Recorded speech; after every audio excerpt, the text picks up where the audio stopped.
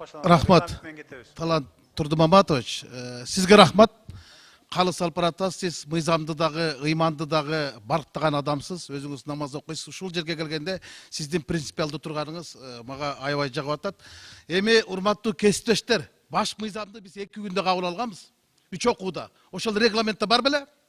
Жок болчу да. Берге келгенде эле принцип болуп калабыз да, анан ыйык Рамазан айында ушул мыйзамды кабыл албай эле койсок болот турго, башка күнгө жылдырсак болот турго.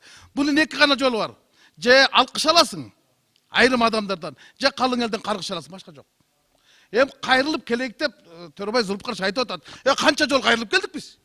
Канча мыйзамдарды өткөрдүк эле? Ушул жерге келгенде регламентти жөн эле коюп, мына 8 апрелде добушка коюлуш керек эле. Койбой койгонбуз, коркконбуз. Бүгүн түнү менен иштешти. Мен телефон чалган адамдарды айтып берем азыр керек болсо. Кимдерди коркутканын чейин айтып берем. Отурат ушул жерде көздөрүн жалдыратып. Чалбагыла да, үгүттөгүлө, агитация кылбагыла. Ар ким өзүнүн эрки үчүн добуш берсин, эртең келечек үчүн добуш. Канча деген үй бүлөлөр бар, талкаланган, тагдырлар сынган. Көз жаш бар. Анан кийин ушул жерге келгенде агитация кылбай эле кайра добушка кайтып келейик, ар кимге мүмкүнчүлүк берейик. 8 апрелде талкуу болгондо көпчүлүк депутаттар катышкан эмес. Азыр дагы жаңылып басып алды. Эми мүмкүнчүлүк берип коелу, будан эчтеке сыгбайт. Бирок сиз регламент менен алып барасыз. Сизге рахмат, урматтуу төрага. Урматтуу коллегалар, биз токтотпойлубу?